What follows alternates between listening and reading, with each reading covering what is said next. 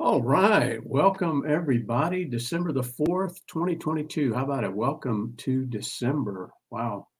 How many like that? I love that old Merle Haggard song. If we make it through December, one of my favorite Christmas time songs. This is the 216th edition of Speaking of Zane, a special edition. We got a guest that's waiting in the green room, so to speak. And we're gonna hear a fascinating account of the morning of the Pearl Harbor attack.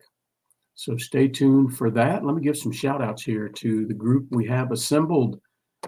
S2's in there. Steve Shirley. Hey, Steve. Daryl's in there. My Aunt Mary is in there. Hey, Aunt Mary. Let's see. I think we got Matt Aaron's in there. Matt's one of Zane's battle buddies. Always good to have him in here, and his wife, Katie. Let's see. We got Carl and Peggy up in Warsaw, Missouri. And Jimbo Miller up in Omaha, Nebraska. Hey, Jim. Of course, Ken's on from Central Florida. All right. Lori may be joining us. Lori has been on an adventure. She went on a girls' trip Thursday with some of her friends, and they flew up to Williamsburg, Virginia, and did some of the Jamestown and all of that kind of stuff up there. And she got back this afternoon, and she told me, she says, I may fall asleep. She's beat, and they've been going since Thursday morning. So I told her, well, you can always watch the recording. So let's see. So she had a good time. She'll talk. I'm sure she'll talk about that if she joins us, or maybe next week. What else do we got going on? We had I mentioned this last week, and it turned out really good. We hosted the Surgeon General of the Army at work last week, and we had kind of a fireside chat. And his name is Lieutenant General R. Scott Dingle, a young man, much younger than me. But a lieutenant general. He's the Surgeon General of the Army. But wow, what an inspiring story he has. We got to hear from him last week. What else do we got going on here? Got 4 mile. I got a 4-miler in today at Veterans Memorial Park in Dallas, Georgia. A little bit brisk out, but it was in the 50s, but it wasn't raining. So I said, well, I got to go out, go get some miles in, and had a good, mostly walk, did a little run on the last mile. But weight loss is steady. Weight loss is steady. I was telling my friend Ken that I'm holding firm at 63 pounds. So man, I got to get off that. I've been on 63 for weeks now. I got to figure out what my stall is, but I know that happens. Let's see what else is going on here. Well, hat of the week has to do with today's topic, actually. Does anybody know what that is, that hat? And you know, the hat of the week always has something to do with what's going on with me, what's going on at the fabulous McDonald Estate and Insane Asylum, or something coming up, or something in the news, or something we're talking about. And this one, when I sometimes I wait till the last minute, like literally the last 60 seconds, and I'm thinking, oh boy, I don't have a hat of the week.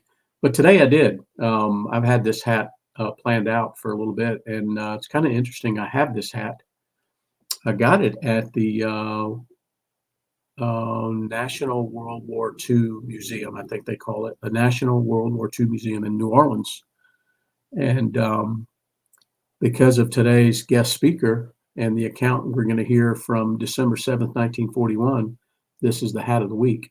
Now, that is the insignia that you would have found on military vehicles, the Army Air Forces between 1919, I think, and 1942. So this would have been the insignia that you would have seen on any military vehicle and aircraft during the attack on Pearl Harbor.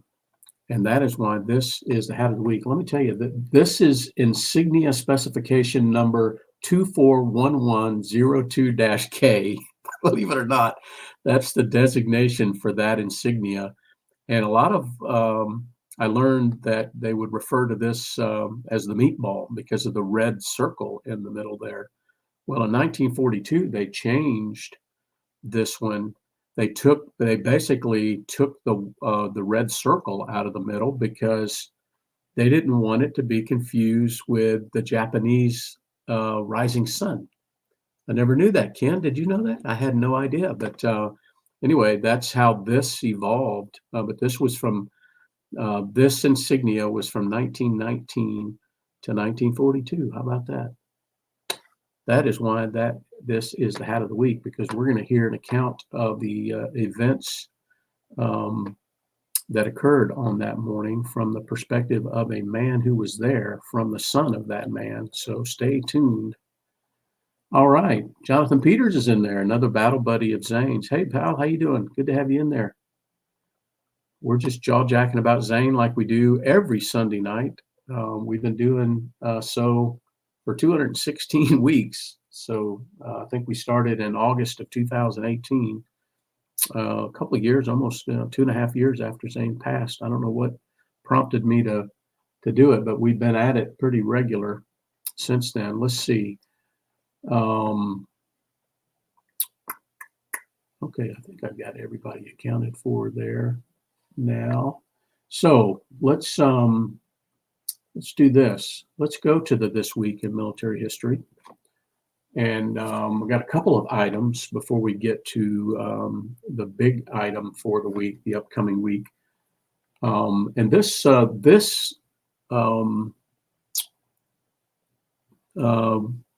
day in military history item came to me from Steve Shirley.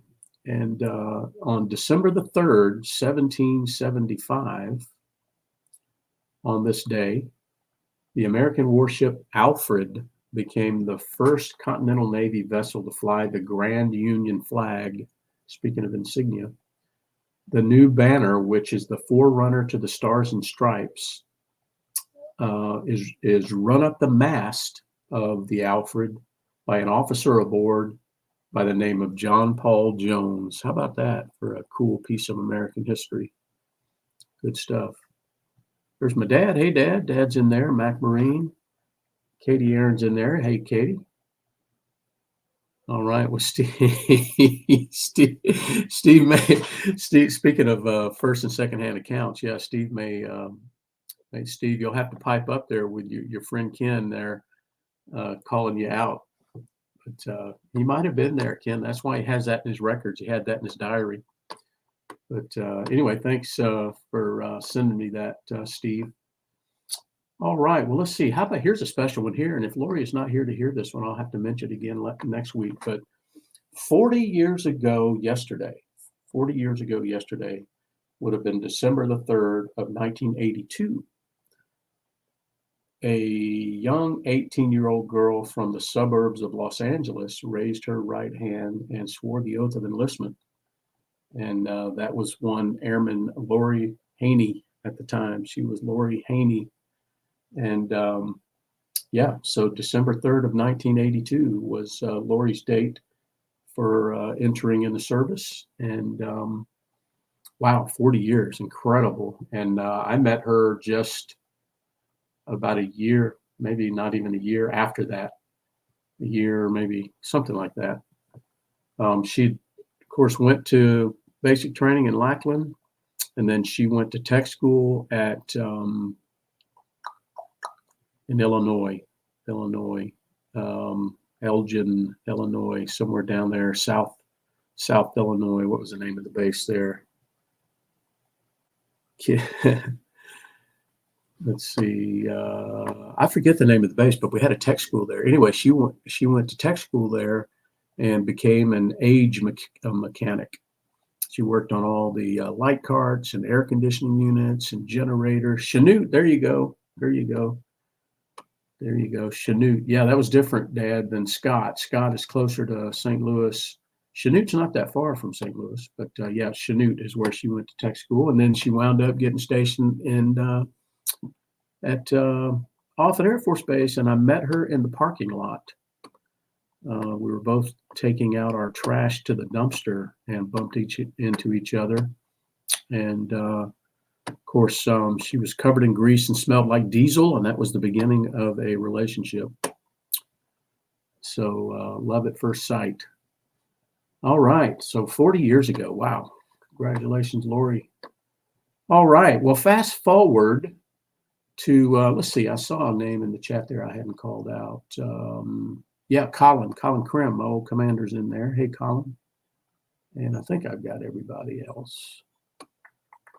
Okay, so leading up to our guest here, on December the 5th of 1941, the USS Lexington, one of the two largest aircraft carriers employed by the Navy at the time, it's making its way across the Pacific in order to carry a squadron of dive bombers to defend Midway from an anticipated Japanese attack. Now, there was no confirmed, but the Lexington was on its way there in case.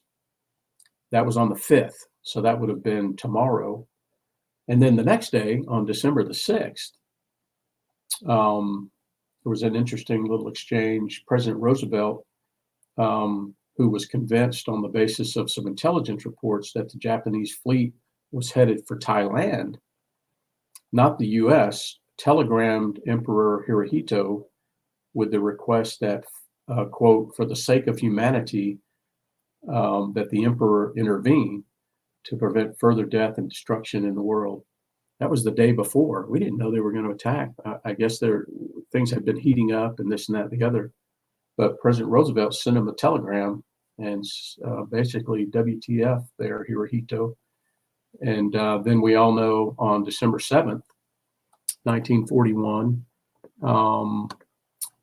at 7:55 Hawaii time, I think a Japanese dive bomber bearing the red symbol of the rising sun on its wings appeared out of the clouds above the island of Oahu. And then we could go for days reading everything that happened on December 7th. And but we've got an interesting account of the activities of that day from one soldier's perspective. In fact, it's from his own words. And every year, Ken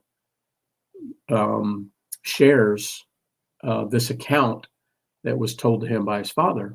And I asked him if he would share it with us tonight, and he's agreed to do that. So I'm going to bring Ken in. Hey, Ken. Hey, Guy. How we doing? Doing good. Well, thanks for being there. It's good to see another face on here besides mine. So I'm glad we got it, things worked out so you could join in. And wow, what a man! First of all, I know it's a great story to tell in your dad's words, but maybe before we get started with that, what was it like to be the son of a Pearl Harbor survivor? I mean, I know I've said this before on Speaking of Zane. When I was a kid, I thought everybody's dad was a badass Marine that had a Silver Star and a Purple Heart. I just didn't know any better. I thought certainly, and then as I aged, I come to find out, that wasn't the case. But what about your childhood and growing up with your dad? And was there any kind of recognition? And, how about that before the actual story in your father's words? Yeah, it was really kind of awkward in my, let's say, elementary school days. It was a lot of my teachers in school were basically saying, no, no, no, you're confused, you're wrong. That was your grandfather. That couldn't be your father. It had to be your grandfather. Well, I'm the fifth of five kids, and my oldest sister, who's since passed, but she was 20 years older than me. So my dad was almost 50 when I was born. So, yeah, the math works out. But most people, when I was going to school, most kids' parents were in, maybe 25 to 30 years old. And then they're like, well, this guy is saying his dad was there. That would have put him at 50. Well, he was. So that was, kind of odd because nobody believed you. And then the other aspect was it wasn't until probably almost graduating high school, early college, that dad really, and this was at basically the, pushing from my brothers and sister to have him tell the story because he really didn't like to talk about it. Sometimes you hear survivor's guilt. I think he really kind of felt like, he never thought of himself as a hero. He didn't want to remember that day because of, it was horrific for so many people. And he just didn't really like to talk about it. And we kept kind of, pushing him, said, hey, he's always said he doesn't want people to forget Pearl Harbor. I said, well, you need to tell us now. And, so we can pass this on to our kids and their kids. And so, basically my brother and I just, we sat down and, said, Dad, let's start at the beginning that morning and tell us everything. And basically, my brother had a cassette recorder basically and had recorded it. And then, he transcribed and typed up the story. So, then we could sit there and at least have that account because we knew as he got older and he wasn't going to be with us any longer, that story could be lost. And if he didn't want to talk about it, how do we get his story out there? So that actually put things in motion. And then he did start opening up more and more about it. When I went into the Air Force, I'd start asking him questions, and I think he felt the bond because he, at the end he had retired from the Air Force. And now that I had joined the Air Force, he's like, I want my son, to carry on my legacy, if you will. And so in, let's see, 2001, so that would be 21 years ago now, for the 60th anniversary, we took almost the entire family out to Hawaii and had him basically give us a living walking tour of everything that he saw that day, where he was. For those of you, and I am not a flyer, even though I was in the Air Force, but when you get two old men at this point, we're already talking there in their 80s, and they're walking across the red line out on the runway, to show us the hangars that they were in on that day. And I'm, of course, got a pucker factor like this, thinking, oh my God, the SPs are going to come and, jack us up. They came up and they saw, two old guys here, and they said, they just waved at us and said, don't go out near the airplanes. And so I was like waving, saying, no, don't worry, we're not going to go anywhere near the airplanes. And so, but that was something that my kids will never forget, that we actually did a family history lesson, if you will, for the 60th anniversary. Wow, fascinating. And there's a picture of your dad there. So when would this have been, Ken? This picture? We're probably looking at about 1943, 44 time frame. Because shortly, not too long after the war started, he actually still in the Army Air Corps, but he went down here to Florida in Miami to go through officer candidate school and got his commission. And with my wonderful vision there, I think that looks like first lieutenant's bar. It doesn't look too gold, but it's an old photo. Got it. But promotions came very quickly during the war. So sure. I think he was actually, and then the war ended in 45. He was already a major, so you go from 41 to 45. He went from being a tech sergeant to a major. Wow. Isn't that incredible? That's incredible. Well, I've snagged a whole bunch of photos, Ken, that if you're not planning to share any, maybe I can throw them up here. That'd be great. Along the way. But man, go ahead and tell us what you learned from your father, you and your brother, and how that, how the flow of that whole story. It's just fascinating. Okay. Yeah. And basically, I'm, this Wednesday for the 81st, and I do this every year. I post a story and then I share pictures and, just clips, snippets that he's given me throughout the years, and what he experienced and all that. And so I try to tie that into the story. So after people have heard the story or have read it, then when they see the pictures, they say, oh, that's what he was talking about. That's the house. That's the hangar, and so that's why I try to put it together. And then the goal again is just on Wednesday, just, I don't care. It's kind of like our Think of That challenge. Just go up and tell somebody, hey, it's Happy Pearl Harbor Day. Don't forget Pearl Harbor. And, and then that, it's my legacy until my dad was, until the day I die, I will never let anybody forget Pearl Harbor. So there you go. But that be, we'll start kind of basically at the beginning of his day. And that, of course, December 7th, 41 was a Sunday. And so he got up about shortly after 6 o'clock in the morning, and he walked over to the NCO club. Now, at this time, he's stationed at Hickam Field. And for those of you who've been, and I'm stealing a page out of your hat of the week there, Guy, but those who've been to Hawaii, Hickam Field and Pearl Harbor are basically adjacent. They're actually now a joint base all these years later. But he went over to the NCO club for breakfast to start his day. And in true Pesach fashion, his day was he was headed to the golf course. So after he had breakfast, he walked back over to Hickam, and he went to the bus stop, and he was waiting for the 8:05 bus that would take him to downtown Honolulu. So as you all recall, attack started at 7:55. So he never was able to tell me the exact time he got there, but he was obviously there before 7:55, and he was waiting on the bench. And he starts noticing a large flight of aircraft coming in from the northwest. Said the altitude was about 15,000 feet, and they were still too far away. And he's like, couldn't identify what planes, where they were from, or what kind they were even. But he said I've seen similar things like this, having been stationed out there. I've seen this kind of stuff in the past, and sometimes it's bombers or fighters preceding a carrier coming into port. And so he said, that wouldn't be too uncommon. So as they got closer and closer, he noticed they started peeling off, out of their formation and heading towards Pearl Harbor. And so he was like, goes, geez, what's going on? And then explosions start happening, one after another.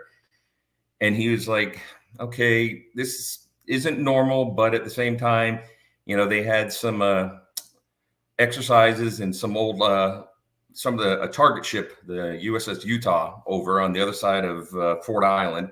And sometimes they would do target practice. So he thought, okay, maybe they're on a Sunday morning doing bombing exercises. Not likely, but it's possible. Well, then the first plane came from where Ford Island and Pearl Harbor is. It came across Hickam, and as it pulled up, he saw and at this point, it's about several hundred feet above his head. I saw the rising sun insignia on the wings. And he goes, and at that point, he figured out, he goes, oh my God, that, we are under attack. And so he, like I said, he was at the bus stop. A young boy, roughly 8 to 9 years old, was waiting at the bus stop with him. And he told him, he goes, you need to run home as fast as you can and, hide in your house. And so, of course, the kid's not knowing what's going on. And, so dad starts running back to where his quarters were. And I've been to this bus stop. I've been to his house. And it's probably a good, maybe half a mile to 3/4 from where the bus stop was to where his quarters were. And so he ran back to his house. And he said, by this time, one after another, and there's his house there. And he said, you're sort of starting to see black clouds billowing up because, bombs after bombs after bombs are being dropped, mostly still at this point at Pearl, not at Hickam, but they're peeling off over Hickam. And so he's just like, geez, what the heck, So he runs into his little hooch here, and he had a roommate. Basically, the two of them were sharing that duplex, and basically his roommate said, hey, what the heck is all the noise about? What's going on? And he just said, hey, we're under attack. Get your coveralls on, and we got to get the hell out of here. And so basically that's what they did. And they decided, okay, we need to get over, maybe to do something. Again, he at the time was he was a supply sergeant, so he was not he wasn't a pilot. But he thought if we could get over towards the hangars, maybe, if they were handing out some kind of guns, ammo, whatever, then maybe, they could do something to defend themselves. So they basically headed back to, from their house over to the base, where the base flagpole is now, the parade field, and heading towards where the hangars are. And at that point, they come across one of his old buddies who was trying to set up a World War I type machine gun. It was a water-cooled machine gun. And they were having problems with the tripod and couldn't get it hooked up. Well, my dad's buddy Joe and him had both served in the infantry before. So they basically said, hey, we can help you out. And they got the machine gun assembled in pretty quick order. And he said, at that point, had there not been a lull in the attack, they probably would have stayed right there. And he goes, but for whatever reason, he goes, I guess it wasn't meant to be. So they left his buddy Dave, who was having the problem with the machine gun. He left Dave and his buddies there. And then they, again, started heading towards the hangars. And he said they were keeping close to the consolidated barracks because they didn't want to be out in the open. And today, that's the headquarters of the Pacific Air Forces at Hickam. Is the old consolidated barracks. And for those of you who've been there, the bullet holes are still prevalent in there. They actually have a very nice little Pearl Harbor display, almost like a memorial right inside their courtyard. And if I can dig out the pictures this week, I'll try to have them up there by Wednesday. But anyway, so they were running towards the hangars, and he saw a friend of his basically right near the parade field, basically laying on his back. And at first they thought maybe he was just unconscious, but his face was all turning black. There was no cuts, there was no bleeding, but his face was turning black and not breathing. And so he says, I don't know if it was some kind of, concussion bomb or something, but he said, obviously, he had not survived. And so he said, you can't sit there and dwell on that. You got to, because again, the planes are coming, they're coming. And so they ran to the hangar that you just had the photo up there, Hangar 7. And that's where they basically got in line, and they were basically handing out machine guns and ammunition. And, they said by the time they got to the front of the line, everything had been handed out already.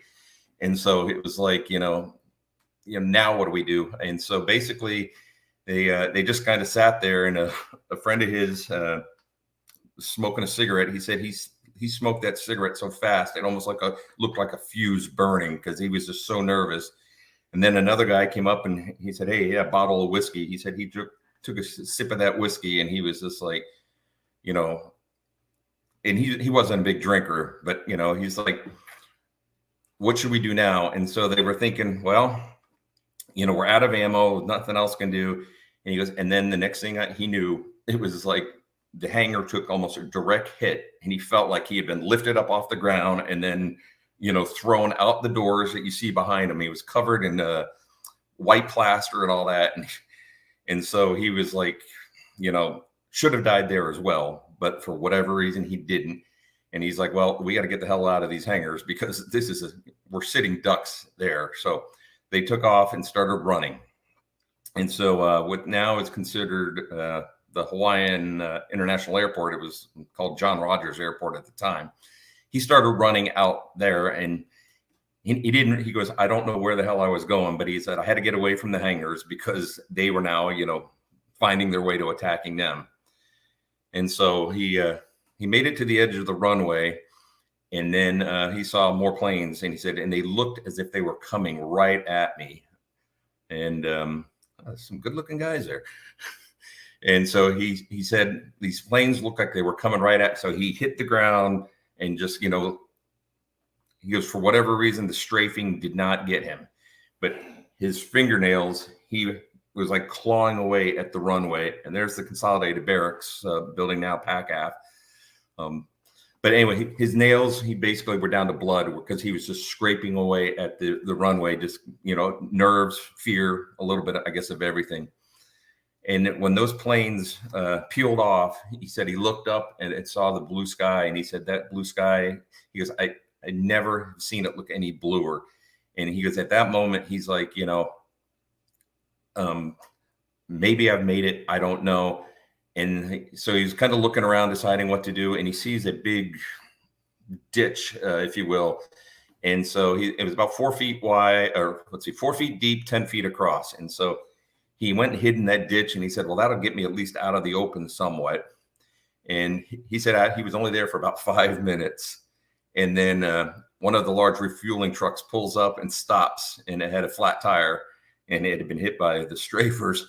And he says, man, I could just think of another plane coming, hitting this fuel truck, and where's all that fuel going to go? It's going to go right in that little ditch that he had was taking cover in. So he's like, I got out of my security blanket. He got out of his bunker there, and he was out in the open again. So basically he ran back towards the base because he figured where he was going towards the airport wasn't helping any. And he finally made it back to their motor pool. And by this time, they've gone through a couple of, the 2 waves. And he said, I guess at that point, he goes, I realized I'm gonna survive. They were planning for another attack, which never materialized. But as he was going back across the base or the main parade field where they had set up the machine gun, or helped his buddy George set up the machine gun, he noticed, or it was Dave Jacobson, who he had helped set up the machine gun. That machine gun had taken a direct hit, and only by the luck of finding a ring on a finger did they know they could identify that his friend Dave had passed away. And so he said the rest of that day, nobody knew what was going on. Fear of another wave, which obviously, thankfully, never occurred. And again, Sunday morning this occurred. He didn't make it back to his house until Tuesday night. So you're talking a good 2.5 almost days. Right in front of that house, a bomb hit in the street and basically blew out all the windows. Every piece of glass in that house was broken. The only thing was his watch that was in the top drawer of his dresser. That was the only glass in the entire house that didn't break. And he goes, if I had been at home, I probably would have, if I'd stayed in my house when the attack first started, he goes, I probably would have been killed then too. He's basically the night of December 7th, about 7 p.m. So you're talking almost 12 hours or so after the attack started. He made it back to the operations building. And basically, they were listening to reports that were coming into the command post, and people saying, "Hey, this is what happened." Mainland was sending stuff back saying, "Hey, we understand you're under attack. What's going on now?" And so a lot of stories, back and forth. He said that he's heard a lot of stories from friends of his and people that were there, and he goes, and some of the stories differ. And he goes, it all depended. Some people were, asleep. And we've heard about, the folks on the Arizona. A lot of the sailors were still in the racks when the attack started. So he goes, for those who were awake and outside versus those who were, in bed, their stories are going to differ a little bit. But he did meet his group commanding officer, General Farthing, and they traded stories. He said that night and the next day they traded their experiences or their stories. And he said, almost word for word, he goes, they had very similar experience. He said hardly anything had changed. So that, in a nutshell, I didn't hopefully take up too much time, but I like to tell that story. So, that's one man's account, obviously, but, how I'm still sitting here, he should have probably 3 or 4 times, his life should have ended that day. But, thankfully for our entire family, he didn't. But, the big man upstairs was looking out for him. And so the one way I can honor him every year is to do stuff like this. Wow. Just fascinating there. When I read it again this afternoon, I could just picture your dad telling you this. I could picture him saying these words to you. And it's just fascinating. Brings tears to my eyes, actually, as I was saying it. But well, when I get a little more technical savvy, I still have, from our 21 years ago, our family trip, I do have some video of as we were walking around the base and he was telling us a story. I just hit record and just walked along. Wow. And let him do all the talking. now I'm trying to figure out how do I get that, because VHS now is like a dinosaur, and so I'm trying to figure out how I get that digitally put onto a CD or a DVD, and because then I'd love to upload videos, because I think that would be awesome. Oh wow, yeah. So yeah, maybe I can help you with that, but yeah, I would love to see that, man. That reminds me of when I took my dad out to the USS Midway for his 70th, or maybe it was a 75th. Maybe it was a 75th, but anyway, and we walked all through the Midway, and he was showing me this. I got a lot of little video clips and stuff. That's what that reminds me of. But wow, Ken, what a fascinating account there, and think, thousands of accounts like that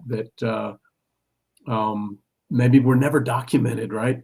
That's so good on you for having that sense of man, we got to get, we have to capture some of this, right? So Exactly. we can continue to tell this story after our father's gone, right? And nobody ever wants to forget that tragic day and forget the sacrifice that occurred on that day. So Ken, so time goes on, right? Yep. So how long was he at Hickam, and then how did things progress in his career? You met your mom somewhere along the way and all of that? Yeah, met my mom, married shortly after the war ended. They were both from upstate New York. He actually, like I said, it was 1943, I believe it was, that he became an officer. And then he was stationed back out in California, so on the Central Coast. So there's mom and dad. But yeah, never was in California too long, because he was then assigned to the Flying Tigers, and went over and was working with the China, Burma, India, the hump over there. And I don't know if we can see in the background, but this plane back here that and I just found this old photo. It's one of the it brought some of the Japanese leadership into China right before the war ended, and so he snapped a photo of that, and I was just like, holy smoke. So but that's a new find that I didn't even know I had. Incredible. I'm going to throw up some more pictures here, Ken, if that's all right. Oh, absolutely.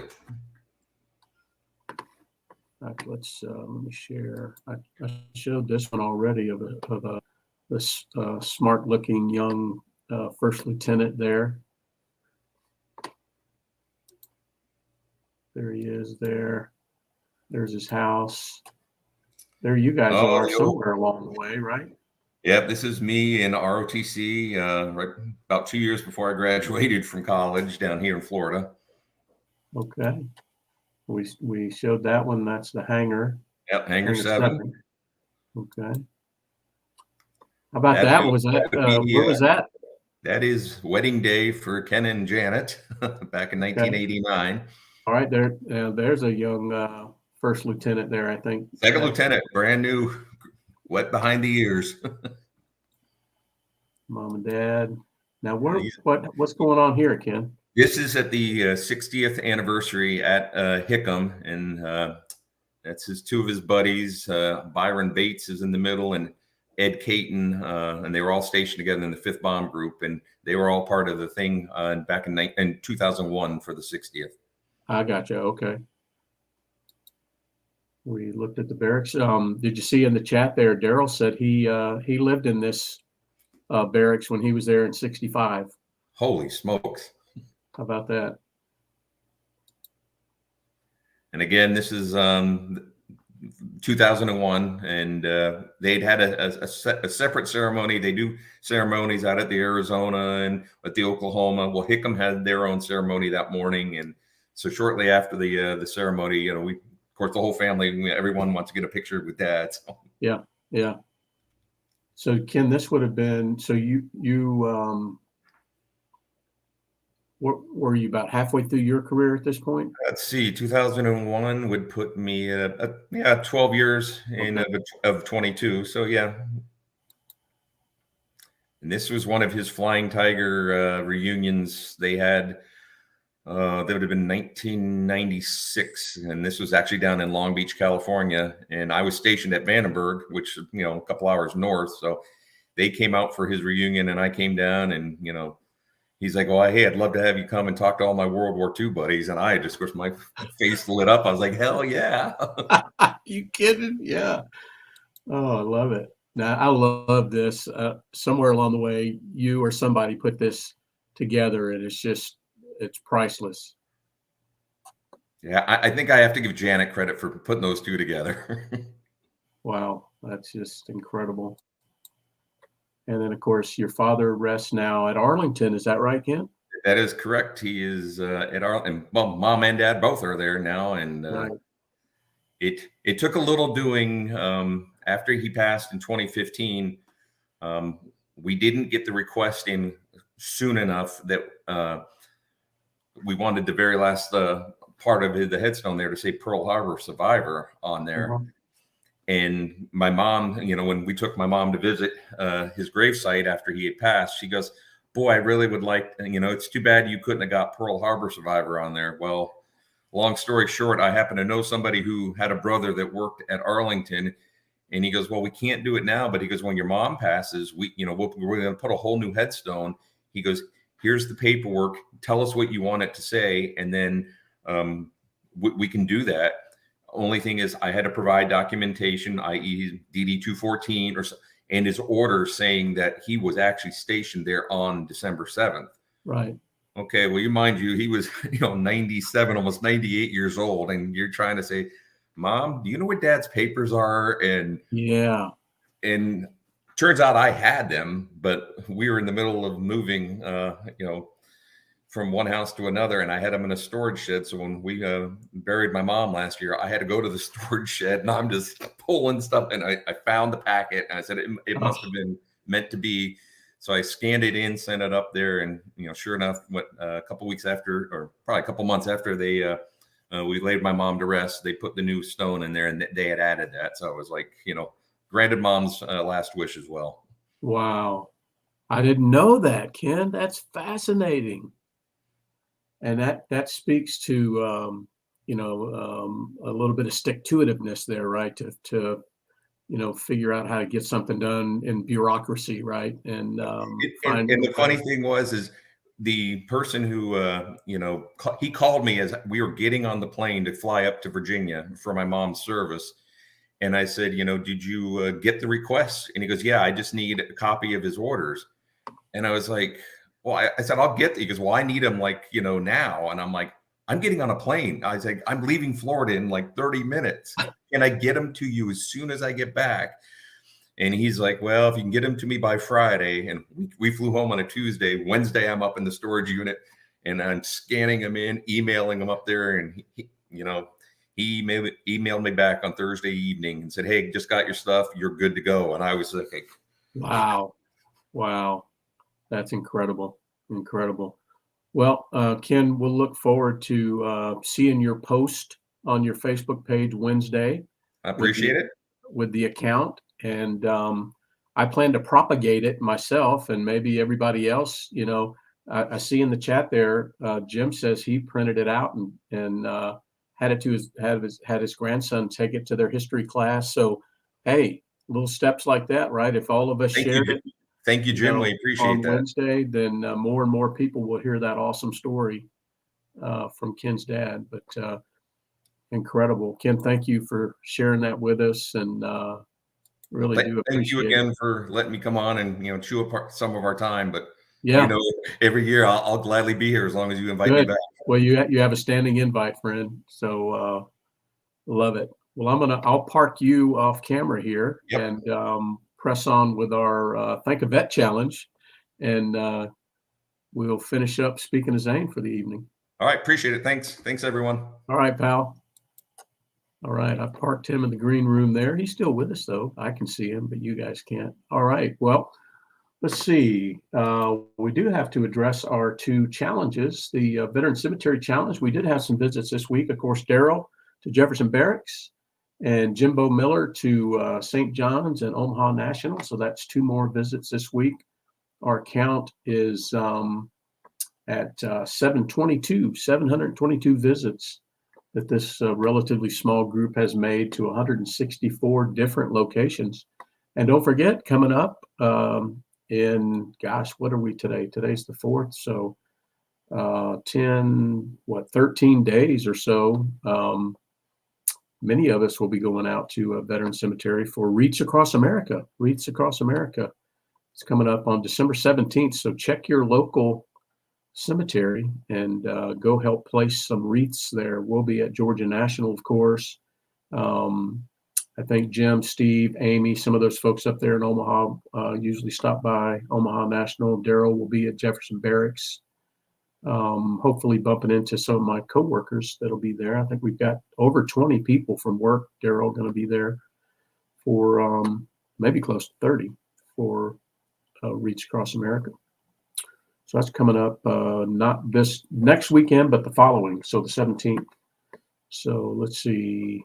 Okay, Arrow Rock. Okay, Carl and Peggy. Well, good. We'll look forward to everybody reporting where they visited and posting some pictures on Speaking of Zane. Man, I can't wait to see them.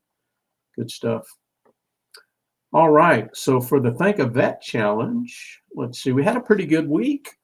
I don't think my Aunt Paula's in here tonight, but she sent me a whole bunch of thank yous over this past week. But I'll start at the top of my list here. Lori, I mentioned she was on a trip to Williamsburg, and whenever she leaves the house, she's in Thank a Vet mode, trust me. And she thanked an Army Vietnam vet. She thanked 3 active duty Navy vets at the airport, I think in Norfolk. And then she thanked a retired Army Vietnam vet today, I believe. So that was 3, 4, 5 for Lori. Jimbo thanked the Air Force gate guard on his trip to the base last week. I thanked an Army vet at work, a new guy. He just came on board. He's working in our Nashville office, and I had the occasion to chat with him and told him thank you for serving, even though he was Army. No, I'm kidding. But his name is Jared. And then Aunt Paula. So let me chronicle this. I don't remember all the circumstances, but she does a really good job, just like Ken does, like Katie does, of chronicling these interactions. But during the course of the week, Aunt Paula, and I'm just going to go in the sequence that I captured it. She thanked a Navy vet, a Marine Corps vet, an Army Vietnam vet, 2 police women, one of who was retired, 3 Pasco County Sheriff's deputies, a Navy vet, another Marine Corps vet, an active duty Coast Guardsman, an Air Force vet, a Vietnam vet, 3 other Vietnam vets at lunch today, a World War II vet today, a retired Air Force colonel today, and members of an honor guard that was at this event she was at. So I'm assuming 4 there. So if I add hers up to the others, we're at, well, wait a minute. I see some late breaking thank yous coming in from S2 here. Hang on. Let me add them in.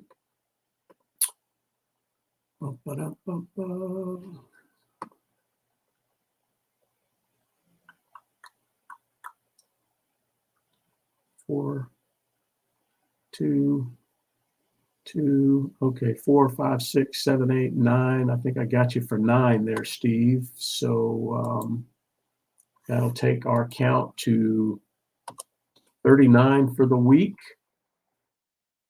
And let's see. My high school math serves me well. 1,856 thank yous. That's 1,856 times over the last few years that someone has heard from a member of this group, thank you, I appreciate you, or acknowledged their service. And in my book, that's pretty doggone good. So keep up the good work there. And I know when you're out and about, you're likely going to see some of the veteran hats and the different campaign hats and Desert Storm and Vietnam and whatnot. That's how I identify a lot of them. Some folks you can kind of tell they were in the military, even if they don't have a stitch of military on. But anyway, it's kind of fun. I did have a young man at Kroger yesterday tell me thank you. So those are always good to get, especially with young people, for them to recognize and acknowledge, right? That's what we're after is making sure the next generation has the same appreciation that we've got, right, Ken? That's why we tell stories like Ken's dad's. But okay. Well, Ken, once again, thank you. Awesome to have you as a guest. I finally got to meet Ken a couple of months ago when we were in Florida, and gave him a big old bear hug, and got to meet Janet, his wife, and show him around my Warriors place, and look forward to doing that again sometime. But thanks, Ken, for doing that. We look forward to Wednesday. Like Ken said, make sure you're telling people that, hey, did you know that today is Pearl Harbor Day, and the significance of that? And if we all do that, even if it's one or two every year, we'll make sure that in 20 years it's not forgotten, right? Down the road. So I'll do my part this week, but we'll look forward to seeing everybody again next Sunday night. Normal work week for me this week. I think I've got a couple of cool things coming up, but we'll tell you about those next Sunday night for Speaking to Zane. It'll be our 217th edition of Speaking to Zane. Looking forward to that. And then, of course, the following week, we'll be reporting on Reach Across America activity. So that's going to be a fun one a couple of weeks from now. So we'll look forward to seeing you guys then. All right. Thanks again to Ken. And we'll look forward to seeing everybody next Sunday night again for Speaking to Zane. Take care, everybody. Appreciate you guys being here.